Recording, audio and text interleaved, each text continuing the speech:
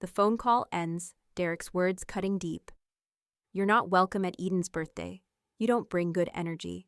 Still, I don't react. My hands tremble as I look at the gift I'd carefully chosen for my granddaughter, the one he rejected me from giving. As the silence wraps around me, I realize this wasn't just about a party, it was about control. He doesn't get to erase me. I'm not a guest in their world anymore. I'll hand Eden something more powerful than a present, my legacy, where my voice will never be silenced again.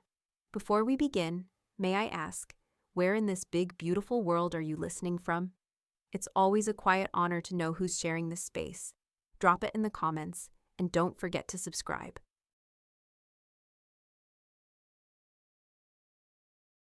Carolyn sat in her living room, staring at the phone that had just ended the call with Derek.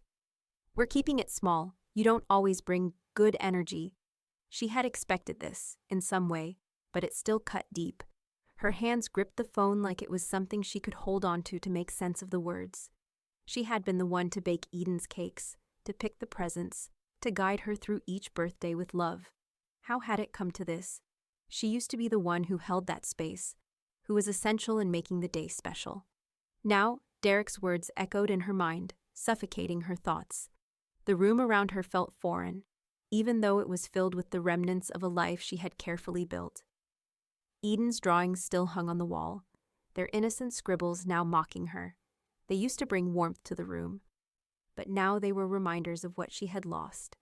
The house felt quieter than it ever had before, the walls too thick to break through. Carolyn stared at the phone for a moment longer before slipping it into her lap.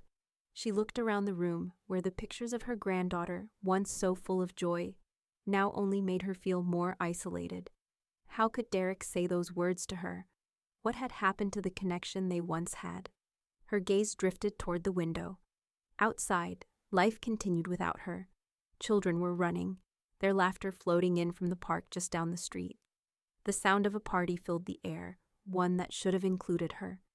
Eden's party, Carolyn thought, a pang of sadness gnawing at her. Her place had been taken, replaced by some new definition of what was good energy.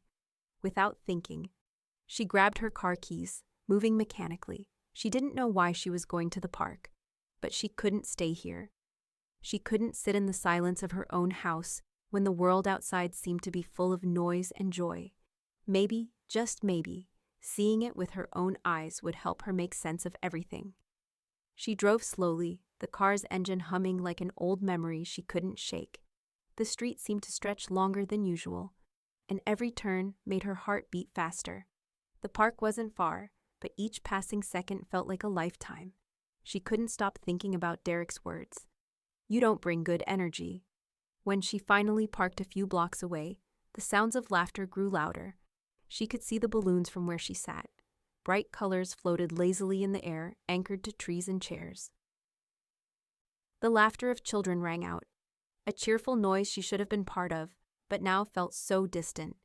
Carolyn stayed in the car for a long time, unsure of what she was doing. She wasn't spying. She just wanted to be close, to feel connected to the joy she had once helped create. But it hurt, more than she expected. She couldn't even remember the last time she had felt needed. Just then, a voice broke the silence. You look like someone who just got uninvited.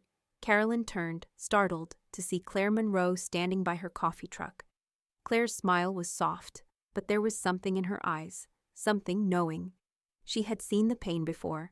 Claire handed her a coffee, and without a word, Carolyn took it, grateful for the warmth. It was the first human connection she had felt all day. Claire nodded toward the park. You don't have to go in there, but you do have a place here. For the first time in a long while, Carolyn felt a spark of hope. She wasn't sure what it meant, but she didn't need permission to belong. The world didn't have to be divided into those who accepted her and those who rejected her. Maybe there was another place waiting for her, somewhere she wouldn't have to shrink or hide. I don't belong there anymore, Carolyn said quietly, the words tasting like something she had been holding in for too long.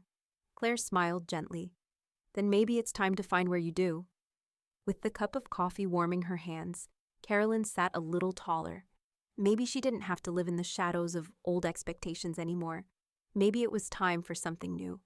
The package sat on the kitchen counter, wrapped in brown paper, tied with a simple twine ribbon. Carolyn's fingers brushed over the edges, tracing the imperfections in the folds. She had spent hours on it, the stitching, the careful selection of colors, the handmade art kit for Eden. It had been her idea to create it, a way to nurture the spark of creativity she had seen in her granddaughter since she was little.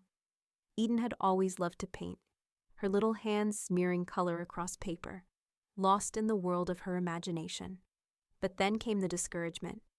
Derek and Lila, always so concerned with appearances and order, had decided that messy hobbies were not what Eden needed. They wanted something clean, something polished. Painting became too messy, too unpredictable. They pushed her toward dance, toward the things that could be controlled, easily cataloged, easily judged. Carolyn's throat tightened as she stared at the package. She had seen that shift in Eden, the subtle dimming of her once vibrant spark. She'd noticed how the little girl hesitated now, her paintbrush trembling in her hand as if unsure whether it was allowed to make a mistake.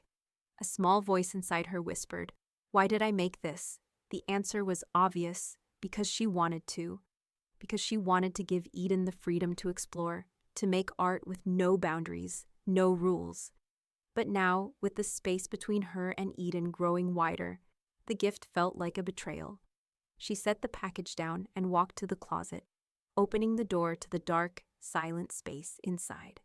The closet was a place for things that were forgotten, things that hadn't yet found a place in her life.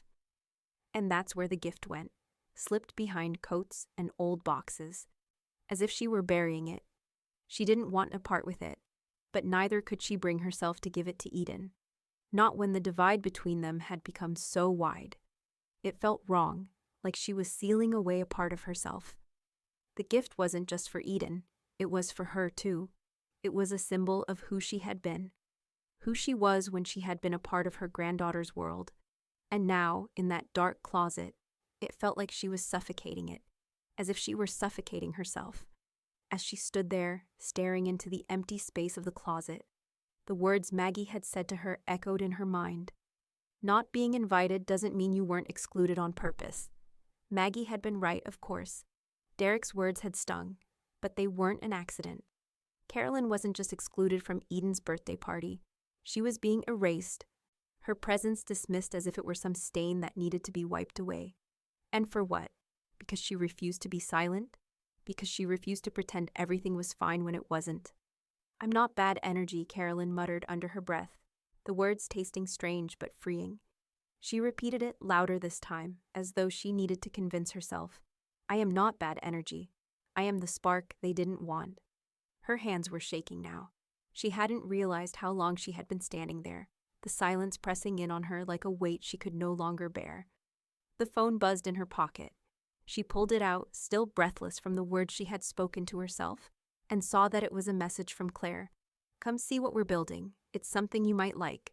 The message was simple, but something about it felt like an invitation to the unknown, to a place where she wouldn't have to explain herself, where she wouldn't be judged.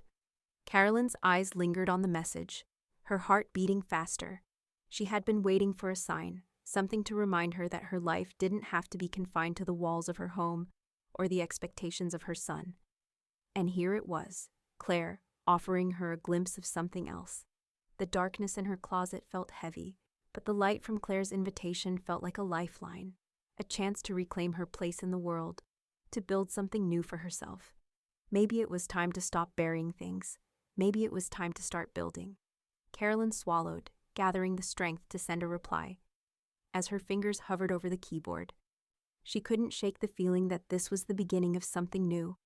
But would it be enough to pull her out of the shadow of her son's rejection? Maybe it would be. She hit send.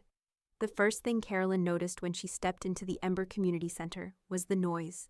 It was alive with chaos, children laughing, talking, and creating without inhibition. The walls were splashed with paint, vivid reds, blues, and yellows that swirled together in what should have been a disaster but felt like freedom. She watched, mesmerized, as a group of kids painted freely, their hands smeared with colors, their canvases full of wild, unfiltered expressions. She had been there before, but not like this. Before, it had been an office, sterile, organized, almost clinical. But today, the room was alive. It was loud in a way that felt natural, like the world was finally exhaling after holding its breath for far too long. A woman, who Carolyn later learned was Sister Rose, noticed her standing at the door. She was tall, her movements graceful but firm. She smiled warmly, walking over with a confidence Carolyn hadn't felt in years. "You're Carolyn Mays." Sister Rose's voice was kind but direct. "We could use someone like you here." The words hit Carolyn like a gust of wind, sweeping away the doubt that had been clinging to her since the phone call with Derek. She hadn't come looking for a place, but here it was. A door, a space, an invitation. She opened her mouth to respond, but the words seemed to catch in her throat. Sister Rose smiled again, as though she had already read Carolyn's hesitation. "You've got experience with kids, I can tell. How about volunteering, maybe teaching a class?" Carolyn hesitated, then nodded. It felt strange, committing to something after everything that had happened. But the idea of teaching, of sharing something again, was a lifeline, a way to reclaim who she was outside the role of mother, outside the role of a grandmother who had been pushed aside. "I can do that," Carolyn said, her voice stronger than she had expected. "Great," Sister Rose said. "I'll have you start with the Wednesday class. It's small, but they're eager." The next week, Carolyn found herself standing in front of a small group of children, their faces eager, their hands already covered in paint. She had been nervous at first, unsure of her footing, but the kids were welcoming. They weren't judging her or expecting anything other than the space to be themselves. The lesson wasn't planned, it never really was, but the room felt full of potential, full of possibility. By the time she left that first class, she had already agreed to take on a second group. The kids were different, but their energy was the same, joyful, unfiltered, free. They weren't worried about what they would create or how it would look. They just made, and Carolyn made with them. That evening, as she was walking home, her heart light, she passed by Derek's house. The driveway was empty, but she could see Lila through the window, her phone propped up on a stand, filming herself as she practiced yoga. The room was filled with soft music, an aura of perfection, just the way Lila liked it. Carolyn paused on the sidewalk, watching for a moment before something in her tightened. She didn't wave. She didn't stop. There was nothing left to say to Lila, nothing left to prove. The silence between them stretched wide, but this time it didn't sting.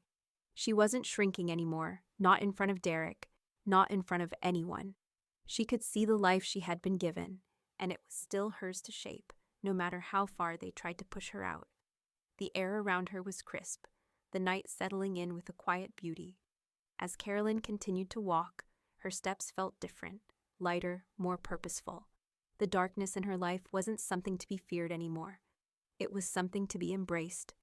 When she reached her bungalow, she didn't hesitate before walking inside.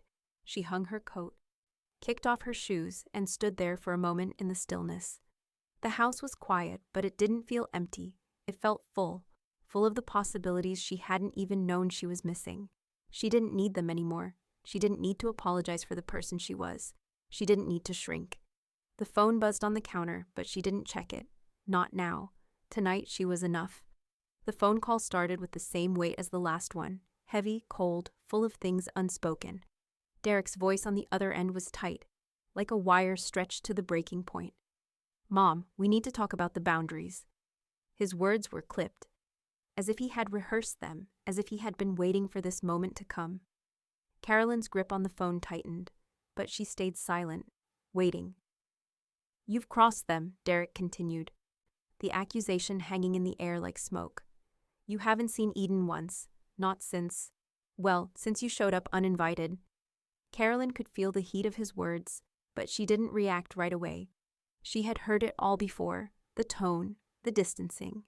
It wasn't the first time Derek had tried to manage her presence in their lives, like a problem to be solved.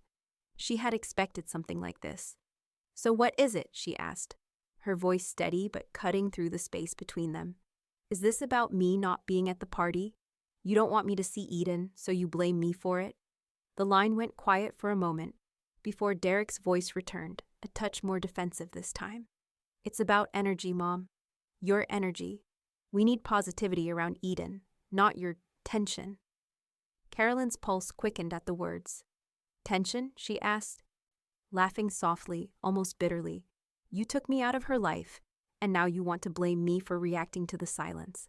The silence on the other end was thick now.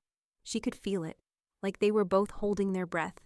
The words didn't fit together. The logic didn't make sense. She had been removed from Eden's life. She hadn't seen her in months, except for glimpses of the family she once knew, turned strange and distant. Carolyn was tired of explaining herself, tired of chasing a place at their table when they had already built a new one without her. That's not it, Derek, she said, finally. It's not about energy. It's about control. You and Lila want to control everything. You want me to shrink into what fits into your picture of what's best for Eden, and I can't do that anymore. Her words hung in the air, sharp and true.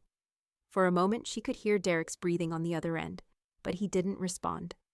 Are you even listening? She asked, the question raw. I'm listening, Derek finally said, though it didn't sound like he was. But this tension is not helping anyone. Carolyn clenched her jaw. No, Derek, you're not listening. She could feel the finality of it now, the end of their conversation, the end of her role in that family dynamic. She wasn't going to beg for a seat at a table where she wasn't welcome, not anymore. She didn't wait for him to speak again. She hung up before the silence could drag them both back into the same cycle. For a long moment, Carolyn sat there in the quiet of her bungalow. Her hands were still clutching the phone, but the weight of it felt lighter somehow. She wasn't going to chase them anymore. She wasn't going to shrink for their comfort. With a sigh, she set the phone down and opened her laptop.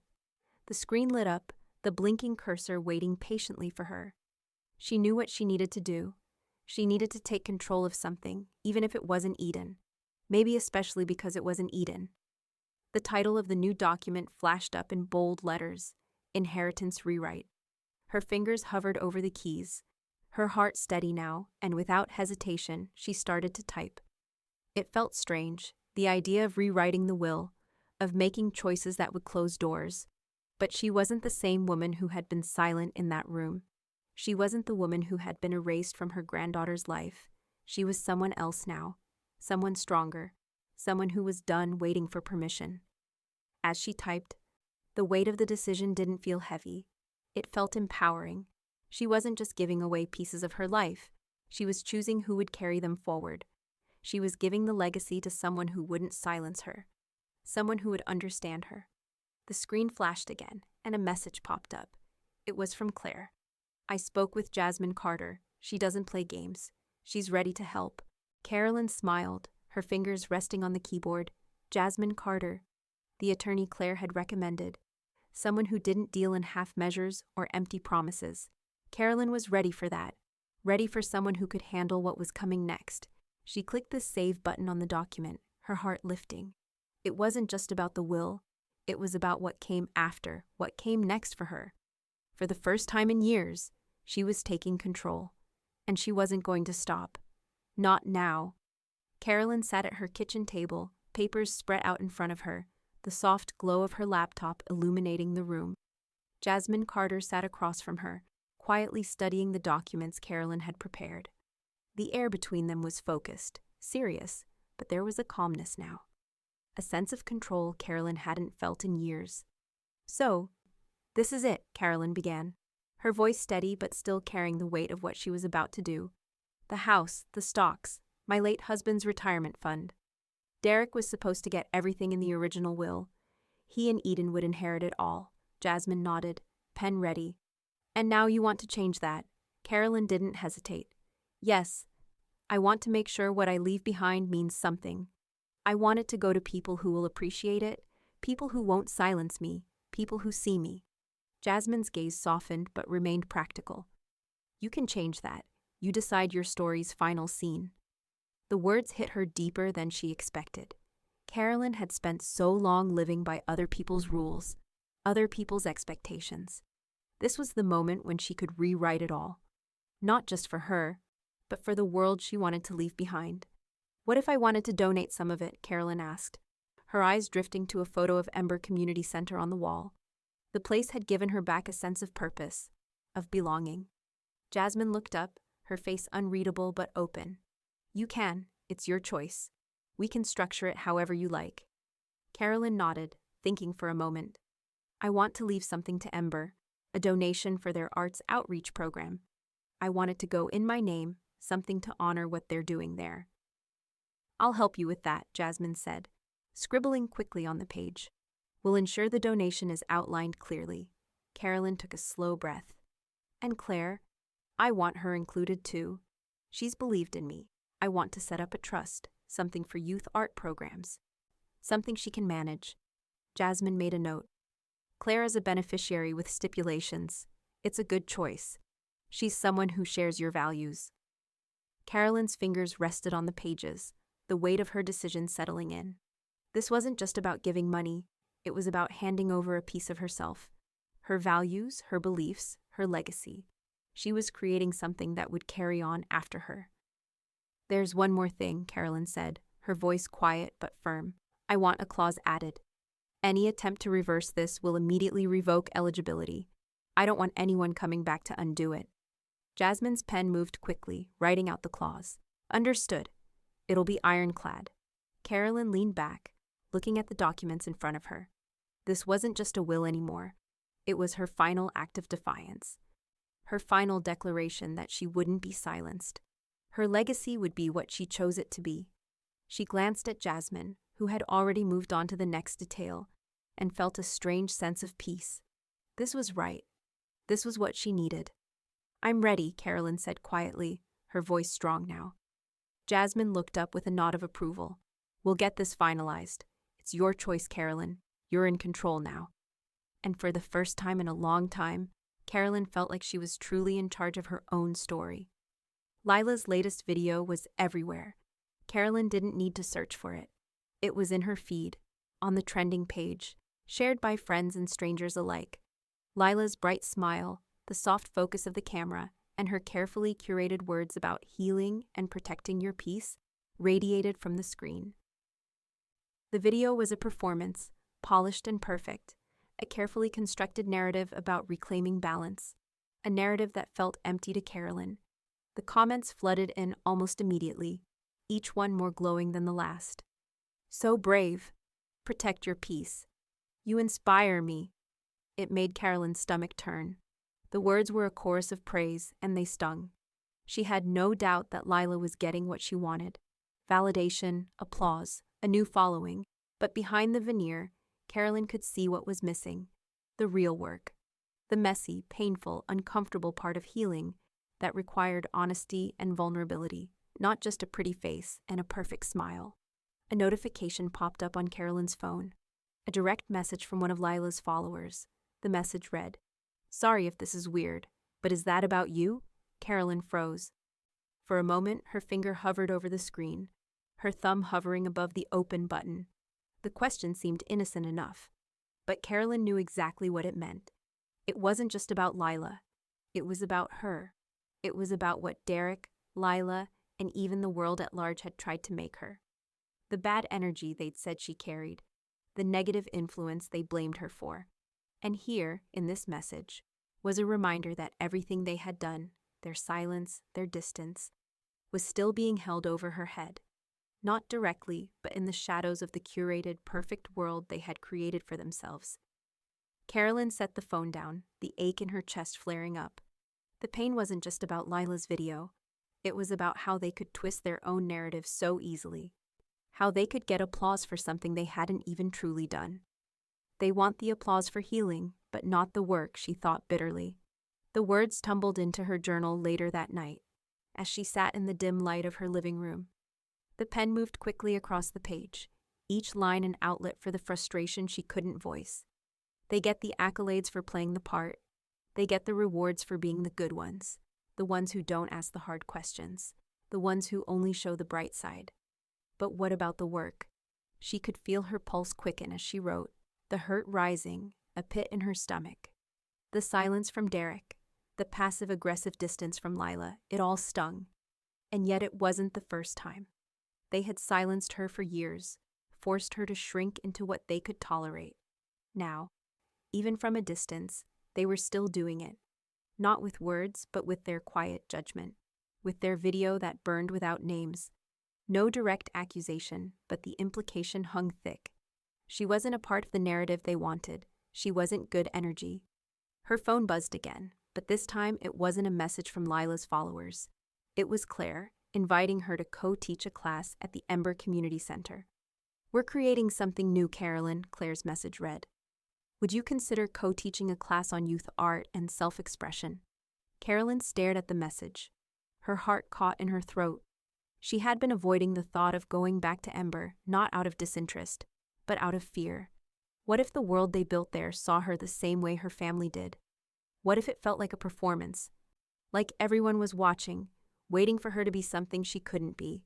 She hesitated, her finger hovering over the keyboard, unsure if she was ready to step into something that could be both healing and exposing. It would mean facing the discomfort she had been avoiding for so long. Could she truly step into the light and let herself be seen? A new message came through, this one from Sister Rose. "The ones who say you're too much are just used to you shrinking." The words were blunt, but they cut through her hesitation. She could almost hear Sister Rose's voice, firm but full of compassion. "The ones who say you're too much." The words echoed in Carolyn's mind, a spark of truth igniting in her chest. It wasn't about too much. It was about enough. Carolyn was enough. Her voice, her story, her messy, chaotic energy. She had a place in this world. She didn't have to shrink. She typed a quick response to Claire. "I'll do it." She put her phone down, feeling a strange calmness settle over her. The decision was made. It wasn't about fitting into their box anymore. It wasn't about playing by their rules. It was about creating something new, something real, something that could withstand the noise of their perfect lives. It was time to stop shrinking, time to be loud, time to take up space. The drawing sat on the kitchen table, a simple piece of paper. The lines of the tree delicate but full of life. "Grandma C" was written in bold, childlike script underneath, and the tree's roots were wrapped in vibrant ribbons of blue and red, each one curling and twisting as if alive. Carolyn stared at it for a long moment, the lump in her throat growing with each second. Her hand shook as she reached down, touching the edges of the paper, her breath catching in her chest. It wasn't just a drawing, it was a memory, a declaration from Eden, who had once been her reason for everything, the reason she had baked cakes and gifted presents, the reason she had fought to remain in a place where she now felt unwanted. Tears began to gather in her eyes. They weren't tears of frustration or anger. They were tears of love, of something deeper, something she had buried for far too long. This wasn't just a drawing of a tree. It was a bridge, a connection that still lived despite everything. Grandma C. The words cut through her like a wave, and for the first time since the birthday party, she let the tears fall. They came quietly, gently, each tear washing away a layer of the hurt she'd held in for so long. She cried for Eden, for the way things had turned out. She cried for the parts of herself she had silenced to fit into the small spaces they had allowed her. She cried for all the moments lost and all the moments she was still waiting to take back. When the tears finally stopped, Carolyn took a deep, steadying breath. She stood, wiping her face with the back of her hand, and reached for the frame she had been meaning to fill. As she slid the drawing into the frame, she didn't think of it as decoration. It wasn't just something to sit on the shelf. It was a declaration, a statement of what was still alive in her, of what couldn't be erased no matter how much they tried to push her out. She placed the framed drawing on the mantel, where it sat next to the photographs of better days. The ones before the silence, before Derek's distancing, before Lila's judgment. The frame picture wasn't just for her, it was for Eden. It was proof that she had been there, that she was there, unbroken and unbowed. The phone buzzed on the table, pulling her from the moment. She picked it up and saw the message from Jasmine. "I finalized the new documents. Here's the breakdown. 70% to the Youth Arts nonprofit, 20% to Claire, 10% discretionary. We're good to move forward when you are." Carolyn smiled, a small smile, but one filled with relief. The legal battles, the changes, all of it felt right. It wasn't just about the money. It was about creating something that would last, something that would leave a mark. The words Youth Arts Nonprofit felt like a promise, a way to continue what she had started at Ember, even if her family wouldn't see it. She set the phone down and stood, moving toward the door. Her steps were sure now, her heart a little lighter than it had been in a long time. She had one more thing to do. The air outside was crisp, the evening sun casting a golden light across the trees. Carolyn made her way down the street, passing the familiar houses, the ones that now felt more like a memory than a part of her life. When she reached the land trust office, she took a steadying breath and walked inside. The woman behind the desk greeted her with a friendly smile, but Carolyn didn't waste time with pleasantries. "I'm interested in donating some acreage," Carolyn said, her voice clear and firm. "I found a spot I love. It's a small grove of pine trees, and I want to make sure it's protected. It's on the way to Plum Bachelor, with a view of the mountains." The woman nodded, taking notes, but Carolyn's mind was already elsewhere. The pine grove, she thought, the image of the place clear in her mind. It was small, quiet, untouched. It was everything she wanted, peaceful but strong, just like her. As the woman typed up the paperwork, Carolyn stepped outside for a moment, breathing in the cold mountain air. The land felt like hers, in a way nothing else ever had. She wasn't just leaving behind a legacy. She was giving life to something that would continue to grow long after she was gone. The mountain loomed in the distance, towering and silent. A reminder that there was still so much left to be done, so much left to give. The decision felt final, and for the first time, it felt like it was hers to make. The knock at the door was soft, hesitant. Carolyn had invited Derek over, though every part of her body screamed to turn away. She knew what he would say before he even entered. The air between them was thick with years of distance, of unspoken words. She opened the door to find him standing there, looking like a guest rather than a son. His posture stiff, his eyes scanning the room as though he were at an exhibit rather than the place where he had grown up. The silence stretched out as he stepped inside, his gaze darting around the room, taking in the familiar sights that had once been so full of life, but now felt empty, as if stripped of their warmth.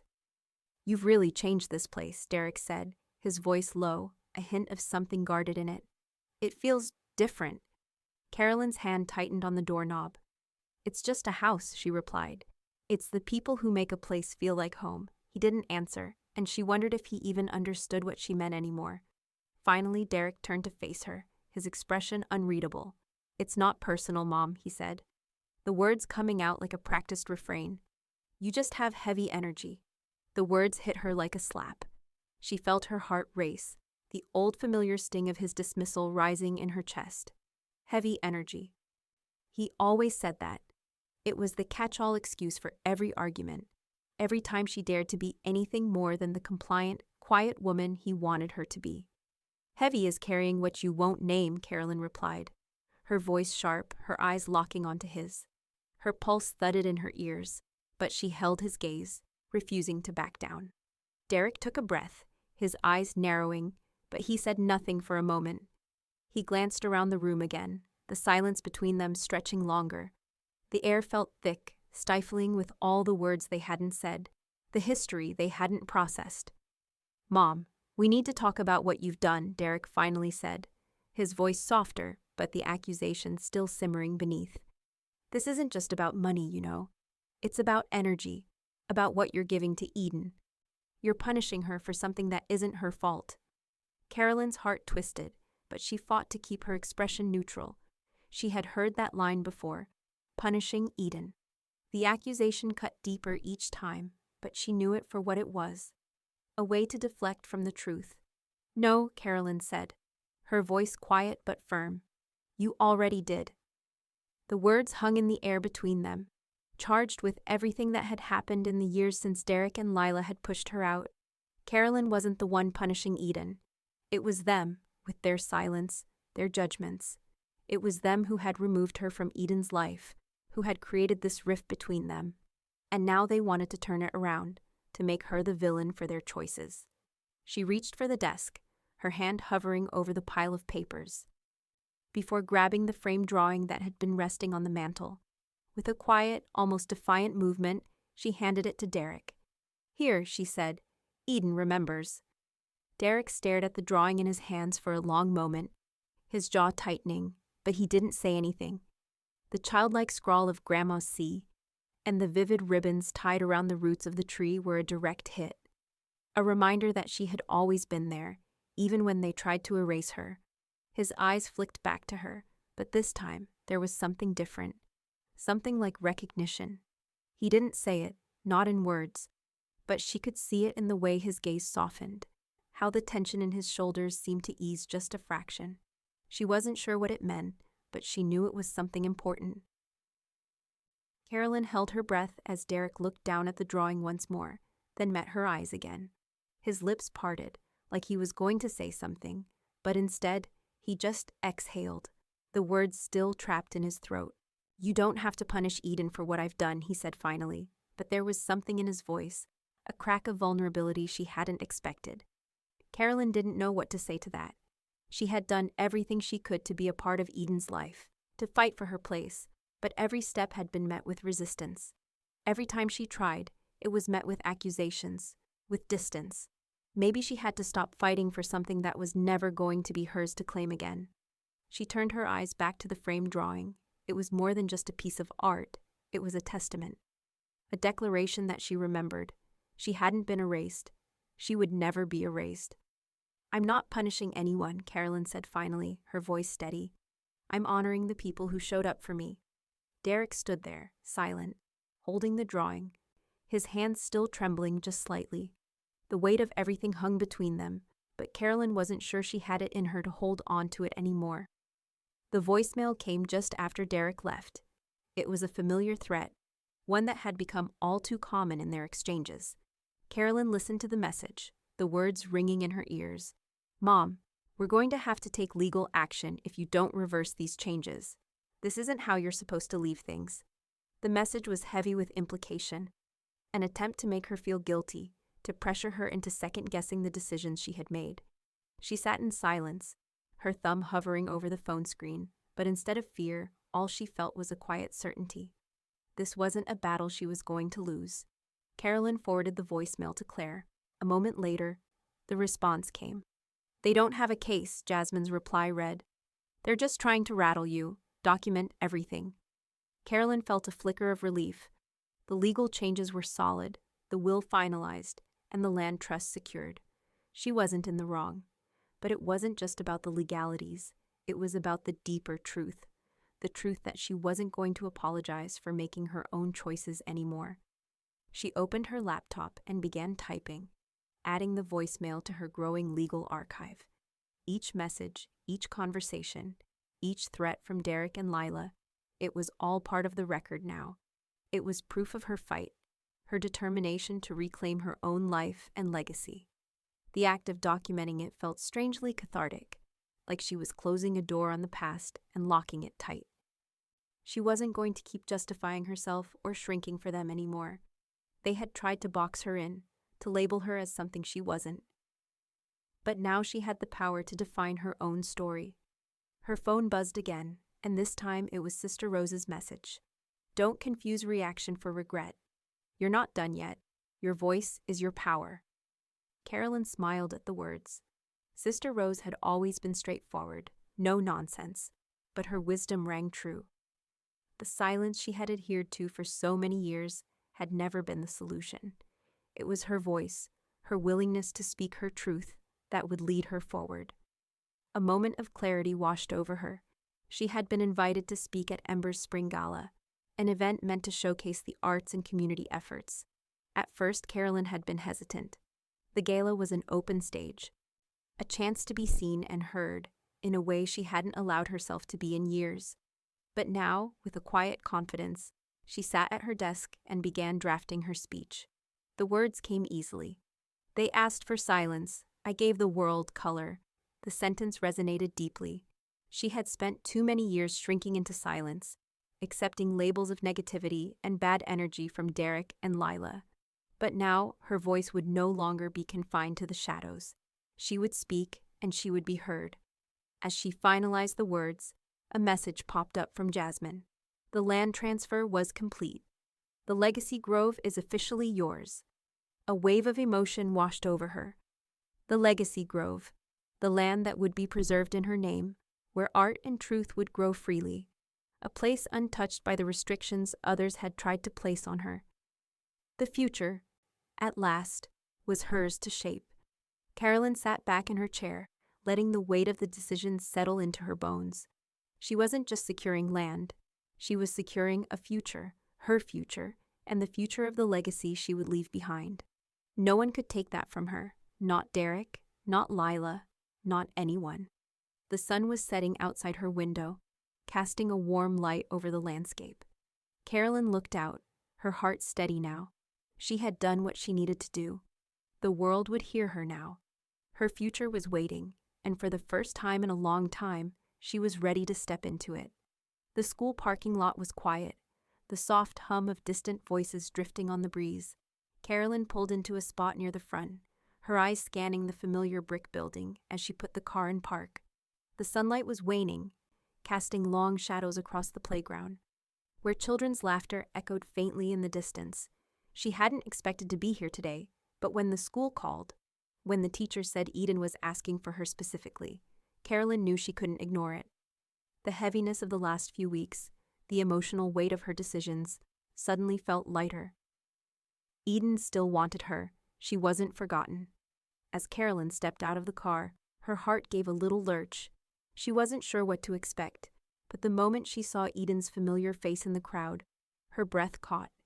Eden's eyes locked with hers, and the little girl's face broke into an almost frantic smile. She didn't wait for Carolyn to make the first move. Eden ran toward her with such speed that Carolyn had only a split second to brace herself before Eden's small arms wrapped around her waist, clinging tightly. "Grandma, see!" Eden exclaimed, her voice muffled against Carolyn's sweater. "I knew you'd come. I knew you would." The moment felt suspended in time, the years of distance and silence between them erased in an instant. Carolyn's chest tightened, and for a fleeting moment, it felt as though the whole world had receded. There was only Eden, only the simple joy of this reunion that neither of them had ever truly given up on. The teacher, standing just behind Eden, smiled warmly but said nothing at first. She waited a beat, then added, "We couldn't reach her parents. She insisted on you. She said you were the only one who would understand." Carolyn nodded, her throat tight. She could feel the weight of the words Eden insisted on her. That meant something. In a world that had so often told Carolyn she wasn't needed, this little girl still needed her. And that was enough to keep her going. They made their way to the car, Eden skipping beside her, talking a mile a minute about everything and nothing. Carolyn opened the door and helped Eden into her seat, fastening the buckle before slipping into the driver's seat herself. As she started the engine, the car seemed to hum with a quiet kind of energy, the kind that always followed Eden's presence. As they pulled out of the school parking lot, Eden's voice broke through the hum of the engine. "Daddy says you're mad at him? Are you?" Carolyn glanced at Eden in the rearview mirror. Her heart gave another little squeeze. A rush of tenderness mixed with something else, something darker that she hadn't fully processed yet. The truth was, Eden's question was so simple, so direct, that Carolyn found herself struggling for the right words. "I'm not mad, sweetheart," she said finally, her voice steady, though the words felt more like an act of courage than truth. "I'm just done being quiet." The silence that followed was thick with meaning, but Carolyn didn't rush to fill it. She wasn't mad at Derek, not anymore. What she felt was something deeper. Disappointment, yes, but more than that, it was the steady realization that she had no more space in her life to shrink, to fit someone else's idea of what she should be. Eden seemed to accept that answer for now, her small hands clutching the edge of her seat as the car moved down the street. But Carolyn could feel the weight of the unsaid words between them, things Eden hadn't yet learned to express. They drove in silence for a few minutes, the hum of the engine the only sound, until Eden spoke again, her voice small but full of hope. "Can I stay for dinner?" Carolyn's heart twisted. The question both simple and devastating. It wasn't just about dinner. It was about Eden wanting to be with her in a world where everything else was shifting and breaking apart. It was about reclaiming a connection that had never truly disappeared, despite all the distance. Carolyn's hands tightened on the wheel. She could feel the old ache in her chest, the weight of all that had been lost, all that had been taken. But when she looked in the rearview mirror again and saw Eden's hopeful eyes, she knew what she had to do. She reached for her phone, fingers hovering over the screen as she typed a brief message to Derek. Eden's with me. She wants to stay for dinner. No response is needed. She hesitated, then sent it without waiting for the sting of rejection. The silence had become a language of its own. She placed the phone down and focused on the road ahead. Eden, still wide-eyed and expectant in the back seat, was finally getting what she needed from her. Not just the dinners and the gifts, but something deeper, something Carolyn had nearly forgotten how to give. Presence. As they pulled into her driveway, Carolyn took a deep breath. No matter what happened next, at least for now, this moment was hers to shape. The world outside her door could wait. For tonight, Eden was home. The knock at the door was loud, insistent. Carolyn opened it to find Lila standing on the threshold, her phone already in hand, poised like a weapon. Lila's smile was sharp, too practiced to be real. Carolyn, Lila said, her voice too bright. I think it's time we had a conversation. You know, a healing conversation. Something for the community to see, for Eden, for the family. People need to see that you're not as angry as they think you are. Carolyn took a deep breath. I'm not interested in being filmed, Lila, she said calmly, already knowing where this was going. She could see the camera, the carefully framed shots, the way it would all be spun to fit the narrative Lila had already decided on. Lila's eyes narrowed, but she didn't lower the phone. Oh, come on, it's not about me, Carolyn. It's about showing the world you've moved on, that you're not holding on to grudges. I'm not holding on to anything, Carolyn replied, her voice steady, but there was a certain finality in it now. She wasn't going to let Lila use her for the next stage of her own personal brand. Lila stepped forward, raising the phone as though the shot had already begun. It's for Eden, she said, her voice coated with false sweetness.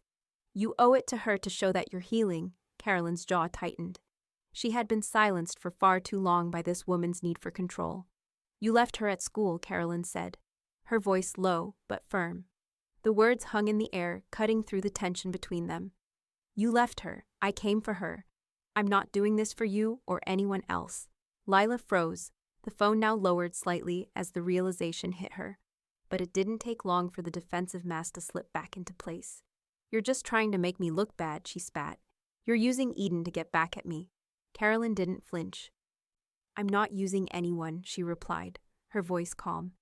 I'm doing what you should have done from the beginning. The silence that followed was thick, charged with all the things they never said. Carolyn wasn't about to be drawn into this fight, not anymore. Just then, Claire appeared in the doorway, a gentle presence in the chaos. She glanced at Carolyn, her eyes soft with understanding, before turning to Lila. I think it's time to take Eden home, Claire said, her tone firm but kind. Lila looked at Claire, her face tight with frustration. This is ridiculous, she muttered, but Claire simply stepped forward, her hand on Eden's shoulder as the little girl stood behind her, a quiet witness to the scene.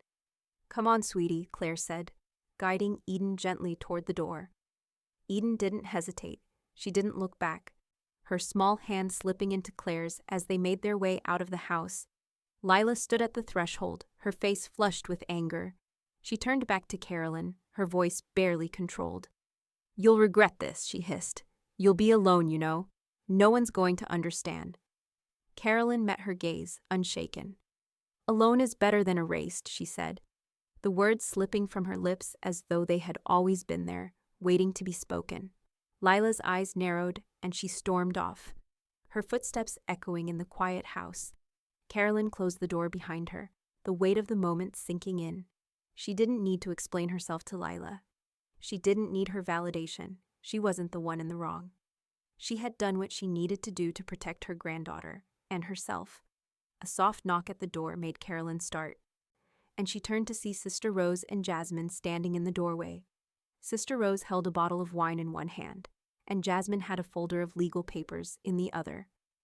Thought you might need a little company, Sister Rose said with a wink, stepping into the house as if it was the most natural thing in the world. Jasmine followed behind, her presence grounding, steady, Carolyn smiled, the weight of the day suddenly lifting.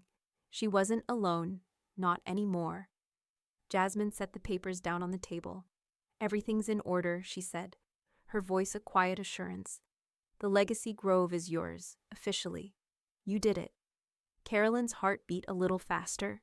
She looked down at the papers, but it wasn't just about the land. It was about what the land represented. A future, her future, and the future she was building. A future where her voice couldn't be ignored, where her presence was felt. Sister Rose poured wine for them all, the rich red liquid catching the light. "To new beginnings," she said with a smile.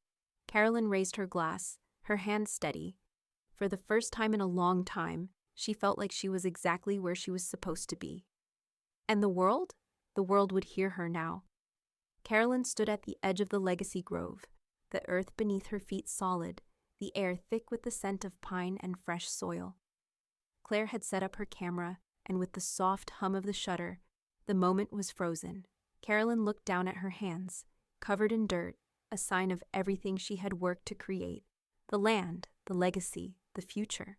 She wasn't the same woman she had been when she first walked into this space. The woman who had been silenced, erased. She was gone now, buried beneath the very earth she had planted with her own hands. The article would run in the local paper the following week, its headline already determined. "The root we tried to cut, still growing." It was simple, and it cut straight to the truth. No one had believed she could reclaim her life, her legacy, after everything had been stripped away. But now the world would see what they hadn't expected. A woman who was still growing, still thriving, still fighting.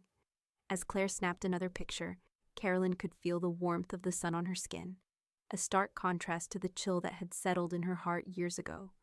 The world had tried to silence her, but here she was, her hands in the soil, her roots still tangled in the earth that would remember her, even after she was gone. By the time the article went live, the community's response was overwhelming. Cards, flowers, and donations poured in, each one a reminder that Carolyn was not as alone as she had once thought. The phone calls, the letters, the messages, they all told the same story. You're not forgotten. You're seen. But it was Eden's letter that struck Carolyn the hardest. It arrived in the mail just days after the article was published. The paper was simple, the handwriting uneven but heartfelt, and it read, "My tree is growing like yours." Carolyn clutched the letter to her chest, tears welling in her eyes. The simple words held more meaning than anything she had ever heard from Derek or Lila. Eden remembered. She had not been erased. The tree, the legacy, the roots, they were still alive, still growing. Carolyn knew what she had to do. She took the letter, framed it beside the photograph of Eden's drawing, the one of the tree, with Grandma C, written beneath it. It was a reminder of what had been, what was, and what was still to come. The plaque for the grove would carry Eden's words too, a promise to future generations that, no matter how hard they tried to silence her voice would continue to grow. "My tree is growing like yours." The quote would become a part of the Legacy Grove, carved into the stone for all to see. In the midst of the flood of community support, there was still more to be done. As the sun dipped below the horizon, Carolyn sat down with Jasmine to review the updated trust provisions. With a steady hand, Jasmine added new clauses, ensuring that children aging out of foster care would receive scholarships and support through the Youth Art Trust Carolyn had set up for Claire. This, too, was part of her legacy. It wasn't just about land or money. It was about giving others the opportunities to grow, to find their voice, just as Carolyn had found hers. Her roots, her story, would nourish more than just herself. It would nourish everyone who had ever been told they didn't belong, everyone who had been erased. When the trust documents were finalized, Carolyn felt the weight of her choices settle into her bones. Not as a burden, but as a gift. It wasn't just about her anymore. It was about the future she had built with every decision, with every step forward. The tree was still growing, and so was she. As she stood in the grove, looking out at the land she had reclaimed, Carolyn felt a quiet peace settle over her. The world had tried to cut her down, but here, in the roots of the Legacy Grove, she was alive. She was more than just a survivor. She was a force of nature. And the story they had never thought she'd tell? It was only just beginning. Carolyn's service was small, intimate, just the way she had wanted it.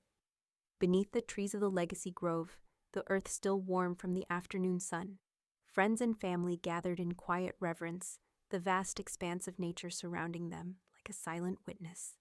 The grove was her final gift, her testament, and as the wind rustled the branches, it almost felt like the trees themselves were whispering their approval. The world, once so eager to silence her, was now witnessing the full force of her presence. The ceremony had no frills, no pomp, just the raw truth of who Carolyn had been. Claire stood at the front, a sheet of paper clutched in her hands, her voice steady as she read the words Carolyn had left behind. She wasn't negative, Claire began, her voice carrying with surprising strength. She was real.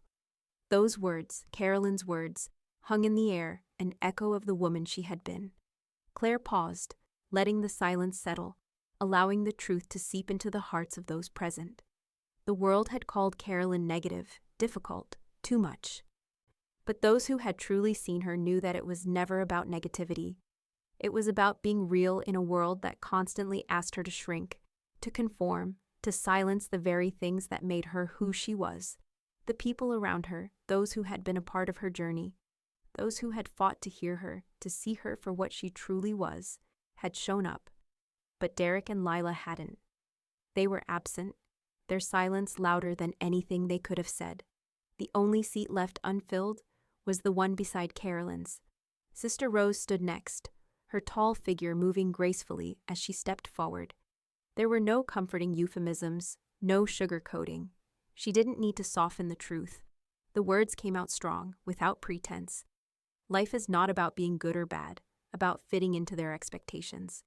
It's about what you leave behind, Sister Rose said, her voice firm, her gaze unwavering. Carolyn Mays left us a legacy of truth. The quiet prayers that followed were grounded, direct. No flowery language or veiled promises. Sister Rose didn't offer false comfort. She simply stood beside the truth, as she always had. Jasmine was next, distributing the sealed letters Carolyn had left behind.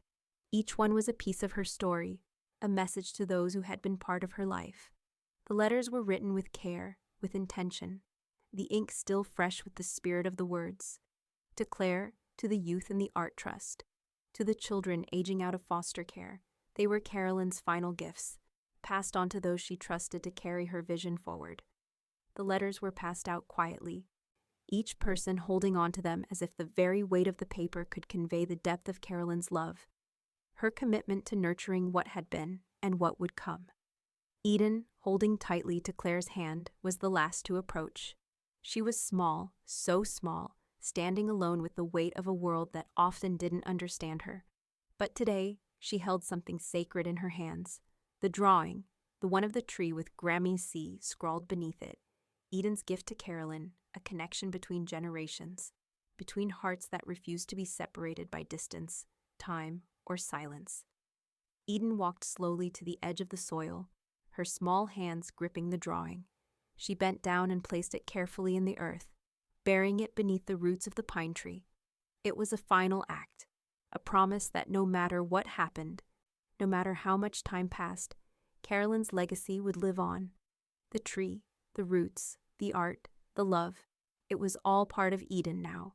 The ground settled over the paper with a soft, final sigh, and Carolyn's presence, her voice, her truth, was now a part of the soil. She would never be erased. The wind stirred again, the branches above swaying gently, like a soft murmur in the distance. Eden stood for a long time, her head tilted, as if listening to something only she could hear. The world was changing, but the love Carolyn had planted, deep and unwavering, would remain, just as the roots beneath her feet would continue to grow, even when the surface appeared quiet.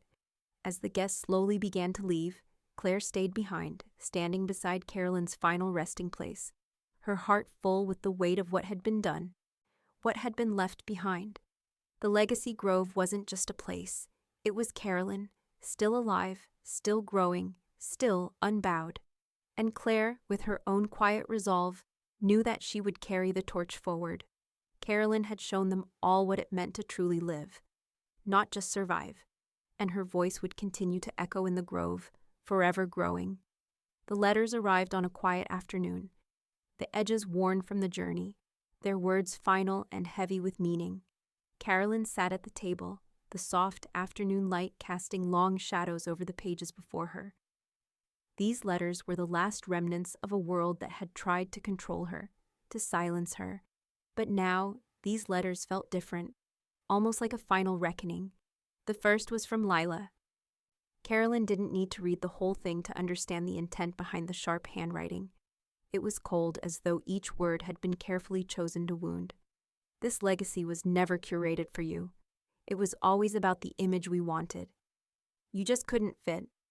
The words stung for a moment, but only a moment. Carolyn folded the letter slowly, carefully, her fingers steady. I didn't fit, she thought, because I wasn't supposed to. Lila's words held no weight anymore. Carolyn had long since stopped trying to fit into someone else's mold. The legacy wasn't about fitting in, it was about creating space, about carving out a place that was hers, and hers alone. She set Lila's letter aside and picked up the next one, Claire's. The familiar handwriting brought a wave of warmth, and as she read, the words were a balm to her soul. You saw me, so I saw them. Claire had always understood. She had seen through the walls Carolyn had built, through the hurt and the silence. She had never tried to mold Carolyn into something else. They had seen each other, truly, and in that recognition, something deep had blossomed. Carolyn smiled softly, a tear escaping her eye. Claire had been more than just a friend. She had been a lifeline, the steady hand that helped Carolyn find her way back to herself. The next letter was from Eden, and Carolyn's heart swelled with love. Eden's handwriting was clumsy, but it was filled with pure, unfiltered intention. Grow bold, stay messy. Carolyn held the letter to her chest, overwhelmed. Eden, at such a young age, had grasped the essence of what Carolyn had spent her life learning, the power in being loud, in staying true to who you are, no matter how messy the world might make it. Eden wasn't afraid to be herself, and Carolyn knew in that moment that the legacy she had fought for wasn't just for her, it was for Eden too. The final letter was from Jasmine. Carolyn had known Jasmine would understand, and as she read the simple yet profound words, she felt a sense of peace settle over her. Keep protecting the loud ones. Jasmine had always known that silence was never the answer. The loud ones, the ones who refused to conform, were the ones who changed the world. Carolyn had been loud, she had made noise, and in doing so, she had left a mark that would never fade. Later that afternoon, Claire worked in the grove. As she planted a plaque beneath the first tree, Carolyn's tree, she felt the weight of everything Carolyn had done. The words on the plaque were simple, but they carried the force of Carolyn's entire life. Planted by a woman they called too much. It was perfect. The legacy grove had flourished, its trees strong and vibrant, as if they too were fueled by Carolyn's determination to be seen. Under Claire's leadership, the art classes that had once been Carolyn's dream were thriving.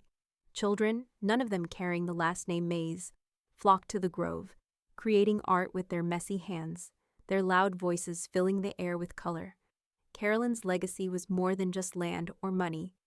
It was the freedom to be unapologetically real, to express, to create. Eden visited often, her small hands covered in paint, her face always lit with a new idea or creation. Claire, who had always known the importance of nurturing and encouraging, gave Eden the key to the art room one afternoon. It was a quiet gesture, but it meant everything. You belong here, Claire had said.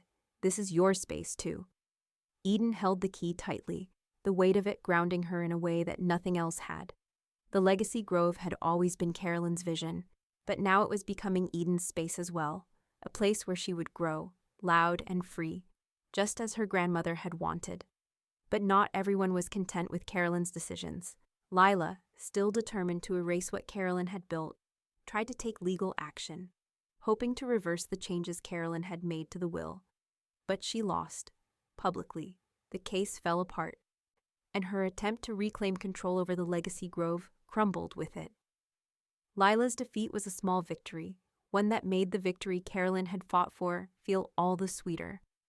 In the wake of the legal battles, the book that Carolyn had agreed to write was published. Noise Isn't Negative became a testament to everything Carolyn had endured and everything she had reclaimed. The book resonated with readers far beyond the local community. It wasn't just Carolyn's story. It was a guide for anyone who had ever been told they didn't fit, for anyone who had ever been silenced. Her voice had become a beacon for others. The final photo in the book was one of Eden's drawings, the tree she had made for Carolyn, with Grandma C written beneath it. Underneath, Carolyn's words, "She grew loud." It was a reminder that the legacy Carolyn had created wasn't just for her, it was for Eden. And it would continue to grow through her, through the generations that followed. Carolyn's name was now tied to the legacy grove in a way that could never be erased. Claire installed a plaque at the base of the first tree, inscribed with Carolyn's words. Planted by a woman they called too much.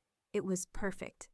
Carolyn had always been too much for them, for the people who tried to make her shrink. But that had always been her strength. And now it was immortalized in the earth she had nourished. And then, there was the scholarship announced in Carolyn's name. It was a gift to future generations, a way to support the youth who, like Carolyn, would never stop being loud, never stop expressing. Eden, quietly and with determination, applied for the scholarship. She wrote her application with words that echoed Carolyn's spirit. I want to grow bold. I want to stay messy. As the years passed, Eden would carry that message forward. She would grow loud and strong, just as Carolyn had taught her. The future that Carolyn had handed to her was not one of silence. It was a future built on expression, creativity, and the courage to be unapologetically too much.